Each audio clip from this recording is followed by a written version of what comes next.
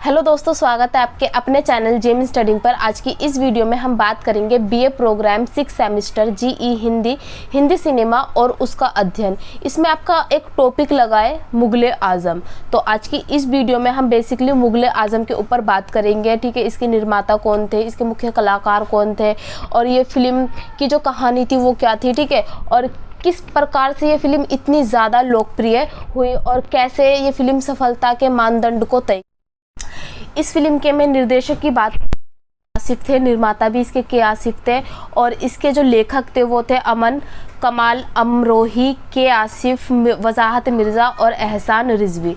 संगीतकार थे इसके नौशाद। ठीक है, मुख्य कलाकारों की बात करूँ तो पृथ्वीराज कपूर जिन्होंने बादशाह जलालुद्दीन अकबर की भूमिका निभाई थी, दिलीप कुमार जिन्होंने शहजादा सलीम की भूमिका निभाई थी, मधुबाला जिन्होंने अनारकली की भूमिका निभाई थी और दुर्गा खोटे जिन्होंने महारानी जोधाबाई की भूमिका निभाई थी। अगर मैं बात करूं भारतीय सिनेमा के इतिहास की तो मुगले आज़म मूवी ऐसी मूवी थी जिसने लोकप्रियता और सफलता के नए नए मानदंड स्थापित किए थे। जब ये रिलीज़ हुई तो इतनी ज़्यादा प्रसिद्ध हुई, इतनी ज़्यादा फेमस हुई, इतनी ज़्यादा प्रभावशाली सिद्ध हुई कि ये मूवी तुरंत ही सफल हो गई और ये मूवी जो थी ना लोगों के दिल दिमाग में बस गई थी। आज भी इस मूवी को देखा जाता है। ये मूवी कब रिलीज़ हुई थी तो 5 अगस्त 1960 को रिलीज़ हुई थी। और इसके लोकप्रिय होने के क्या कारण थे? हिंदी और उर्दू संवादों का नायाब नमूना इसमें था। मतलब इसके जो संवाद थे इतने ज़्यादा प्रभावशाली हुआ करते थे कि लोगों को सम्मोहित कर लेते थे। एक संवाद था इसमें, कांटों को खौफ नहीं होता मुरझाने का। देखिए, जो कांटा होता है वो मुरझा सकता है नहीं। तो इससे क्या सिद्ध करना चाहते थे कि जो प्यार करते हैं उन्हें किसी चीज़ का डर नहीं होता।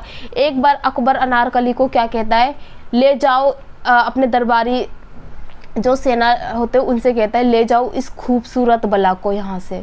मतलब इसके संवाद देख रहे हो आप, इतने बेहतरीन संवाद थे, इतने अच्छे संवाद हुआ करते थे कि लोग जब सुनते थे तो बस सुनते ही रह जाते थे। ले जाओ इस खूबसूरत बला को, मतलब एक तो उसको ले जाने की बात भी कर रहा है लेकिन वहीं पर उसकी सच्ची बात जो है मतलब वो गज़ब की खूबसूरत थी उसको भी वो बता रहा है यहाँ पर।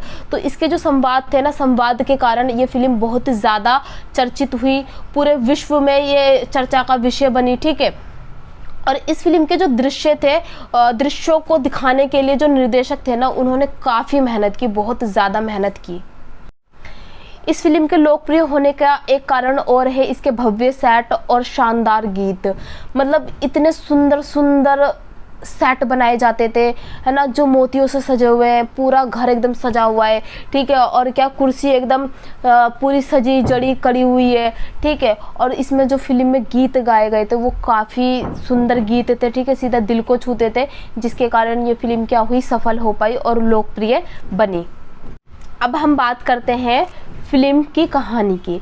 तो फिल्म की कहानी जो है वो इतिहास के अदृश्य पन्नों से ली गई है। ठीक है, और इसमें जो भारत के सम्राट होते हैं, बादशाह कहे जाते हैं अकबर, उनके बेटे होते हैं सलीम। ठीक है, और उन्हें अकबर के दरबार में एक नौकरानी होती है जो काम करती है, उनकी पुत्री होती है, उनकी बेटी होती है नादिरा। ठीक है, इन दोनों के बीच में क्या हो जाता है, प्रेम। सलीम और अकबर के बीच में क्या होता है, प्रेम। ठीक है, अब जो अकबर होते हैं, अकबर अपने बेटे को समझाते हैं कि वो एक नौकरानी की बेटी हो और तुम एक शहजादे के बेटे हो, तुम एक शहजादे हो। ठीक है, तुम एक बादशाह के बेटे हो, तो ये कहीं ना कहीं तुम्हारी प्रतिष्ठा के खिलाफ है, तुम्हें ऐसा नहीं करना चाहिए। लेकिन जो सलीम होते हैं वो मानते नहीं है, उनका प्रेम जो होता है दिन प दिन बढ़ता रहता है। ठीक है, अब क्या करते हैं, जो अकबर होते हैं अनारकली को कैद खाने में कैद कर लेते हैं। सलीम बहुत कोशिश करते छुड़ाने की लेकिन नहीं छुड़ा पाते। उसके कुछ टाइम बाद अकबर जो होते हैं अनारकली को छोड़ देते हैं। अब अनारकली को छोड़ते हैं तो जो उनके पुत्र होते हैं सलीम, उनको ना किसी भी हालत में पाना चाहते हैं, किसी भी हालत में उनसे शादी करना चाहते हैं। लेकिन अकबर इस चीज़ को स्वीकारते नहीं है क्योंकि अकबर को ये बिल्कुल भी गवारा नहीं होता है कि उनका पुत्र जो एक शहजादा है वो एक नौकरानी की बेटी से शादी करे। यहाँ पर सलीम जिद पर अड़े होते हैं और वहाँ पर अकबर स्वीकृति नहीं देते हैं।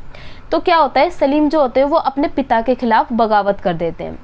अब जब बगावत होती है तो दोनों के मध्य क्या होता है, युद्ध, जिसमें से सलीम हार जाते हैं और अकबर जीत जाते हैं। सलीम के हारने के बाद क्या होता है, सलीम को सज़ा सुनाई जाती है मौत की। ये खबर पहुंचती है किसके पास, अनारकली के पास। अनारकली भागी भागी दरबार में आती है। दरबार में आने के पश्चात अनारकली और अकबर के बीच एक समझौता होता है कि मैं इसको छोड़ दूंगा बट इसके बदले तुम्हें मरना होगा।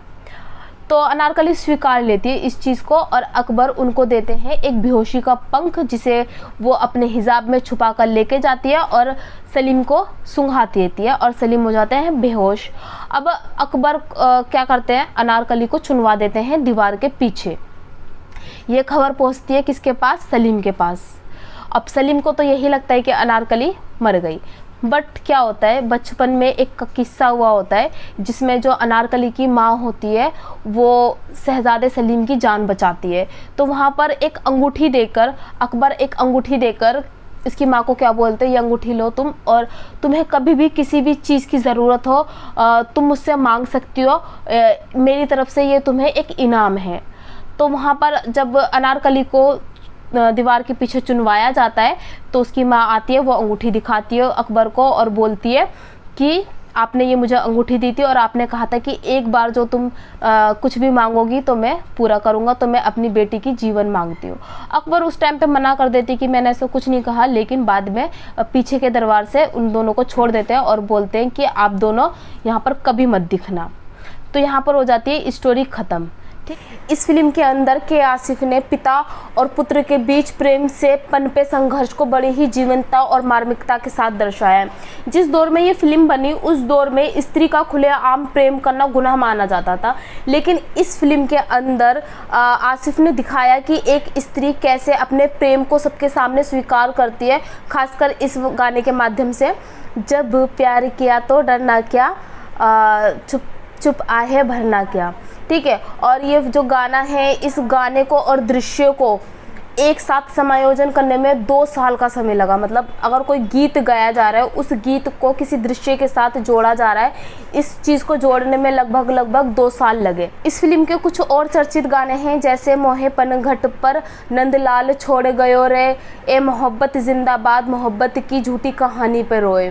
जो के आसिफ थे वो फिल्म के प्रति इतने जुनूनी थे, इतना उनको फिल्म बनाने का शौक़ था कि उनको फिल्म निर्माण की कोई तकनीक नहीं मालूम थी, फिर भी उन्होंने एक सफल मूवी बनाई और इस मूवी को बनाने में लगभग 14 साल लगे। आप ये सोच सकते हो कि उन्होंने ना एक दृश्य में, मतलब एक छोटा सा सीन होता है ना, उसको बनाने में भी उन्होंने बहुत धीमी गति से बनाया। क्यों धीमी गति से बनाया? जब हम कोई काम आराम से करते हैं ना तो वो काम बहुत अच्छा होता है। तो इसी प्रकार से उन्होंने इतनी धीमी गति से फिल्म बनाई कि इसको बनाने में लगभग 14 साल लग गए। 1960 में बनी फिल्म मुगले आजम मील के पत्थर के रूप में साबित हुई और इस फिल्म को बनाने का खर्चा लगभग 1.5 करोड़ रुपए आया। अगर हम भारतीय सिनेमा के इतिहास की बात करें तो ये पहली ऐसी मूवी थी जिसके अंदर हज़ारों हाथी, घोड़े और सैनिकों का प्रयोग किया गया था, क्योंकि ये जो मूवी थी ये ऐतिहासिकता के ऊपर आधारित थी और इतिहास में बहुत सारे ऐसे युद्ध हुए थे जिसमें हाथी घोड़े का प्रयोग किया गया था। अब इस मूवी के अंदर जीवितता लाने के लिए इन सब का प्रयोग किया गया कि वास्तविकता में ये वैसी ही लगे जैसा इतिहास में हो चुका है, इसलिए इसमें क्या किया गया, हाथी घोड़े और सैनिकों का बहुत ज़्यादा मात्रा में प्रयोग किया गया। सलीम और अकबर के बीच युद्ध के दृश्य में वास्तविकता दिखाने के लिए जयपुर रेजिमेंट के सैनिकों का भी प्रयोग किया गया और आसिफ ने तत्कालीन भारतीय रक्षा मंत्री कृष्ण मेनन से बाकायदा इसके लिए क्या करा, कानूनी स्वीकृति भी मांगी। प्यार किया तो डरना क्या गाना की शूटिंग के दौरान इसमें लगभग 10 लाख रुपए लग गए। ठीक है, और संवादों ने लोकप्रिय इसको बनाया। अब मुगले आजम के सेट और प्रत्येक कलाकारों के लिए कपड़े अलग अलग बनवाए गए, जिसके चलते ये मूवी ऐतिहासिकता को दर्शाने में सफल रही। अब देखिए इसके जो किरदार हैं, इन किरदारों के जो कपड़े तैयार करेगा वो कौन करेगा, दिल्ली से दर्जियों को बुलाया गया। ठीक है, सूरत से काशीदाकारी को बुलवाया गया और जो आभूषण है वो कहाँ से मंगवाए गए, हैदराबाद से लाए गए। और अभिनेताओं के जो ताज होते हैं वो कहाँ के कारीगरों ने बनाए, कोल्हापुरी के कारीगरों ने बनाए। राजस्थान के कारीगरों ने हथियार बनाए, जो युद्ध में हथियार प्रयोग किए गए वो किसने बनाए, राजस्थान के कारीगरों ने बनाए। आगरा से जूतियां मंगवाई गई इनकी। फिल्म में एक दृश्य में कृष्ण भगवान की मूर्ति दिखाई गई है जो वास्तव में सोने की बनी हुई है। अब जो जोधाबाई होती है वो कृष्ण भगवान के मंदिर में जाकर पूजा करती है और जो मूर्ति होती है ना वो वास्तविकता में सोने की बनी होती है। मुगले आजम मुंबई में मराठा मंदिर में 5 अगस्त 1960 को प्रदर्शित हुई। ठीक है, और ये मुग़ल आज़म जो है वो उर्दू, तमिल और अंग्रेज़ी में भी बनी। मुग़ल आज़म का जो एक सेट तैयार होता था ना, उसको तैयार होने में महीनों लग जाते थे, क्योंकि ये जो फिल्म थी बहुत ज़्यादा धीमी गति से बनाई जा रही थी। ठीक है, अब इस फिल्म की जो शूटिंग थी वो कहाँ पर हुई थी? मोहन स्टूडियो में हुई थी। और जब प्यार किया तो डरना क्या गाने की शूटिंग रंगीन हुई थी, बाकी पूरी फिल्म श्वेत थी। अब इसमें फिर अलग अलग चीज़ हो गई थी, कुछ सीन रंगीन थे, कुछ सीन श्वेत थे, और इसी के चलते इसको प्रदर्शित कर दिया गया था। शूटिंग इतनी लंबी चली कि कई दृश्यों में दिलीप कुमार की उम्र अधिक और कई दृश्यों में कम दिखने लगी। मतलब आप समझ सकते हो 14 साल में फिल्म बनकर तैयार हुई, तो जो दिलीप कुमार थे, जो शुरुआती सीन होगा तो उसमें तो वो छोटे दिखेंगे, और जो बाद के सीन होंगे उसमें वो ज़्यादा बड़े दिखेंगे। ठीक है, इस फिल्म के 150 प्रिंट एक साथ प्रदर्शित किए गए, जो एक कीर्तिमान थे। ये फिल्म ने कमज़ोर शुरुआत की और लोगों को लगा कि यह फिल्म असफल हो जाएगी, लेकिन इस फिल्म ने अभूतपूर्व कमाई की। मुग़ल आज़म मूवी के लिए विशाल सेटों का निर्माण किया गया, शीश महल पर लाखों रुपए खर्च किए गए। अब हर तरफ शीशे के महल बनाए गए, जिसके कारण ना लाइटिंग की समस्या हो रही थी, क्योंकि इसमें ना लाइट रिफ्लेक्ट कर रही थी। अब ये एक समस्या उत्पन्न हो गई थी, और इसके लिए उन्होंने क्या करा, जो शीशे थे वो कहाँ से मंगवाए? मलेशिया से उन्होंने शीशे मंगवाए। लेकिन जो डायरेक्टर डेविन लिन थे, उन्होंने क्या बोला? शूटिंग असंभव होगी शीशे के महल पर। लेकिन आसिफ ने यहाँ पर अपनी प्रतिभा का परिचय दिया और अपने क्रू के साथ मिलकर शीशे के ऊपर मोम की परत चढ़ा दी, जिसके कारण रिफ्लेक्शन की समस्या जो थी वो दूर हो गई। शूटिंग शुरू होने लगी तो केवल विजुअल साफ नहीं आते थे। अब यहाँ पर शूटिंग शुरू होती है। शीश महल को 500 ट्रकों की हेडलाइट और 100 रिफ्लेक्टर्स से रोशन किया जाता था, ताकि वो बहुत चमके और जो सीन है वो काफ़ी अच्छा दिखाया जा सके। ठीक है, तब शूटिंग की जाती थी। शीशे के बने आलीशान और भव्य सेट तथा शानदार पटकथा, गीत, अभिनय, संगीत के कारण मुग़ल आज़म आज भी हिंदी सिनेमा की अनमोल फिल्म है। इस फिल्म में तत्कालीन नवीन तकनीकों का भरपूर प्रयोग किया गया। मतलब जितनी भी बाद में तकनीकें आई ना, बाद में सब कुछ लेके आए इसमें। लाइक पहले ये जो फिल्म थी ये कैसी थी? श्वेत थी, ब्लैक एंड वाइट थी, लेकिन अब हम इस फिल्म को रंगीन में भी देखते हैं। तो इस फिल्म को बनाने में कई सारी चुनौती आई, जिसका आसिफ ने डटकर सामना किया और अपनी एक बेहतरीन मूवी मुग़ल आज़म तैयार किया। आई होप आपको मुग़ल आज़म समझ में आई होगी कि किस किस प्रकार से इसमें जीवितता दिखाने के लिए कहाँ कहाँ से रेजिमेंट बुलाए गए, सैनिकों की टुकड़ियाँ बुलाई गई। ठीक है, और कितने ज़्यादा घोड़ों का प्रयोग किया गया। फिर इनके जो कपड़े थे वो अलग अलग जगह से मंगाए जाते थे। इनके जो शीशे थे वो मलेशिया से मंगाए गए, शीशों के ऊपर मोम चढ़ाया गया। और कहानी तो छोटी सी थी जो आपको मैंने बताई दी है। तो ये सब आपको अपने पेपर में लिखना है। आई होप आपको समझ में आया होगा। अगर वीडियो अच्छी लगे तो कमेंट, लाइक और सब्सक्राइब कर देना चैनल को। ठीक है, थैंक यू।